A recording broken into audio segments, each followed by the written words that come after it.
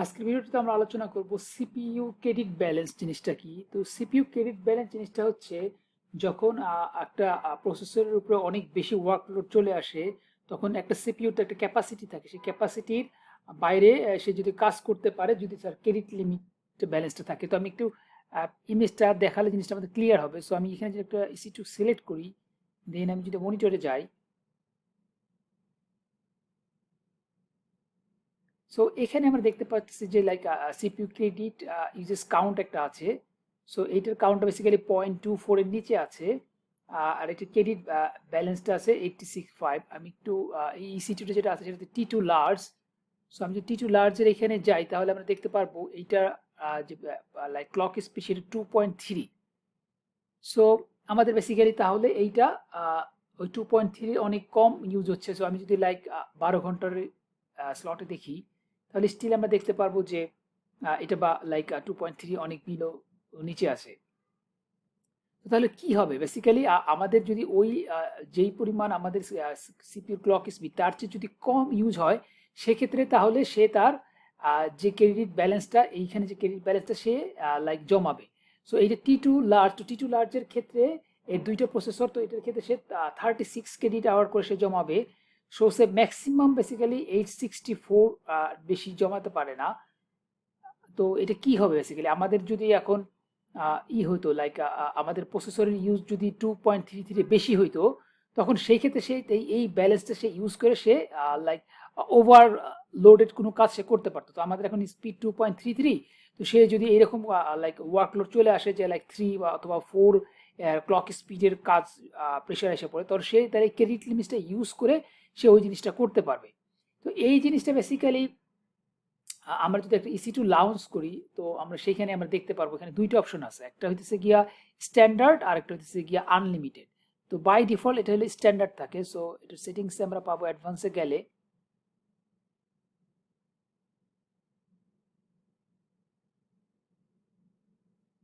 এই যে credit specification, এখানে দুইটা অপশন আছে, একটা আনলিমিটেড, একটা হচ্ছে গিয়ে স্ট্যান্ডার্ড। সো স্ট্যান্ডার্ড যদি হয়, তাহলে মনে করেন আমাদের এইটার স্পিড ছিল 2.33। তো এখন যদি লাইক এরকম কোনো ওয়ার্কলোড চলে আসে যে লাইক কন্টিনিউয়াসলি আমার প্রেশার মনে করেন 4 এর উপরে আছে, তো আমরা যে দেখলাম যে মনে করেন আমাদের 850 সেভিং করা আছে, তখন মানে নির্দিষ্ট যদি কন্টিনিউয়াস চলতে থাকে তাহলে আমাদের ওই 60 এটা চলে যাবে গা, শেষ হয়ে যাবে গা। সেই ক্ষেত্রে তখন যদি আমাদের স্ট্যান্ডার্ড সিলেক্ট করা থাকে, তখন ওয়ার্কলোডটা যদি সেম লেভেলের লাইক 4 সিপিইউ ক্লক স্পিড থাকে, তাহলে সেই ক্ষেত্রে তখন আমাদের সার্ভিসটা মানে বাজে হয়ে যাবে গা। তখন সে দেখা যাবে যে আমাদের সার্ভিসটা অনেক স্লো হয়ে যেতেছে গা। আমরা যদি ওয়েবসাইট একটা ব্রাউজ করি, অনেক বেশি লাইক কোয়েরি যখন আসতেছে, যখন কন্টিনিউয়াসলি ওই লোডটা 2.33 বেশি থাকবে, তখন ওই সিপিইউ ক্রেডিট লিমিটটা ইউজ করতে করতে লিমিটটা যখন শেষ হয়ে যাবে গা, তো তখন সে আর লাইক আমাদের রিকোয়ারমেন্ট অনুসারে সার্ভিসটা দিতে পারবে না, সার্ভিসটা বাজে হয়ে যাবে। সেক্ষেত্রে আমরা যেটা করতে পারি, আমরা সেক্ষেত্রে আনলিমিটেড সিলেক্ট করে রাখতে পারি। তো আনলিমিটেড সিলেক্ট করলে কি হবে, আনলিমিটেড সিলেক্ট করলে সে যখন ওই 2.33 বেশি ইউজ করবে, তখন সে একটা চার্জ করবে। নর্মালি এই T2 লার্জের ক্ষেত্রে পার আওয়ারের জন্য, পার সিপিউর জন্য দেখা যাবে যে লাইক 0.05 সেন্টসের মতো প্রাইস কাটবে। তাহলে আমাদের এই জিনিসটা খেয়াল রাখতে হবে যে মনে করেন আমরা যদি দেখি যে আমাদের যেই সিপিইউটা নিলাম, সেই সিপিইউর ইউজেসটা কন্টিনিউয়াসলি আমাদের ওই ক্লক স্পিডের চেয়ে বেশি কাজ করতে লাগতেছে, তো সেই ক্ষেত্রে তাহলে আমরা আনলিমিটেড ইউজ করব।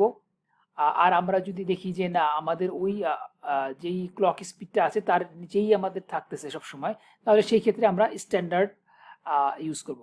তো বেসিক্যালি আমরা R&D করে দেখতে পারবো যে আমরা লাইক আমাদের যেই আমরা অ্যাপ্লিকেশনটা রান করব, সেটার ক্ষেত্রে আমাদের কি ধরনের ক্লক স্পিড হইতেছে।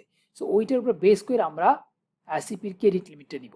তো এইটা একটা বেসিক্যালি একটা ছোট্ট ভিডিও, বাট এটা খুব একটা ইম্পর্টেন্ট টপিকস, যে আমরা যখন দেখবো যে আমরা কোনো একটা ওয়েব অ্যাপ্লিকেশন ইউজ করতেছি, তো তখন আমাদের হঠাৎ করে দেখা যাবে যে আমাদের লাইক সার্ভিসটা অনেক স্লো হয়ে যেতেছে। তো তখন আমাদের দেখতে হবে যে বেসিক্যালি আমাদের ক্লক স্পিডটা কি নিছি, এবং আমাদের ক্রেডিট লিমিটটা কি আছে। তো এইখানে যেই ইটা আছে সেটা বেসিক্যালি কন্টিনিউয়াসলি সে লাইক অনেক মানে তার যে ক্যাপাসিটি 2.3, তার চেয়ে অনেক বেশি কম ইউজ করে। আমি যদি এখানে লাইক 3 এর মধ্যে যদি দেখি, তাহলে আমরা দেখতে পাবো স্টিল দেখেন 1.43 আছে। সো আমি যদি 1 উইকে যাই, সো দেন আমরা স্টিল দেখতে পারবো যে লাইক আমাদের যে টার্গেট তার চেয়ে বিলোই আছে, এবং এই কারণে সে কন্টিনিউয়াসলি যে 36 ক্রেডিট লিমিট করে পাইতেছে, সে ক্রেডিট ব্যালেন্সে সে সেভিংস করতেছে। এবং এই প্রসেসরটা লাইক এই যে আমরা যে ক্রেডিট লিমিটটা আমাদের রিকোয়ারমেন্টের চেয়ে আমরা বেশি ইউজ করতে পারবো, এটা বলে ব্রাস্ট ফ্যাসিলিটি। সো এইটা বেসিক্যালি সাপোর্ট করে T2, T3 and T4G। So আমরা যদি এখানে যাই যে এই T2 এই ক্যাটাগরির মধ্যে পড়বে, এবং এখানে ইনস্ট্যান্স টাইপ যদি T3 হয় সেটাও এটা সাপোর্ট করবে, এবং এটা যদি T4G হয় তাহলে এই জিনিসটা সাপোর্ট করবে। দ্যাট মিনস আমাদের যদি রিকোয়ারমেন্টের চেয়ে বেশি হঠাৎ করে দরকার হয়, সেক্ষেত্রে সে এটাকে ওই ক্রেডিট লিমিটটা ইউজ করে সে তার চেয়ে যে ক্লক স্পিড তার চেয়ে সে বেশি ইউজ করতে পারবে। এটা সবগুলি EC2 ইনস্ট্যান্সে সাপোর্ট করে না। সো এটাই ছিল আজকের ভিডিও। তো ভিডিওটা ভালো লাগলে আপনার চ্যানেলটা সাবস্ক্রাইব করবেন এবং ভিডিওটা লাইক করবেন। আমরা নেক্সট ভিডিওতে AWS এর অন্য কোনো টপিকস নিয়ে কথা বলবো। সেই পর্যন্ত আমরা ভালো থাকেন। আল্লাহ হাফেজ।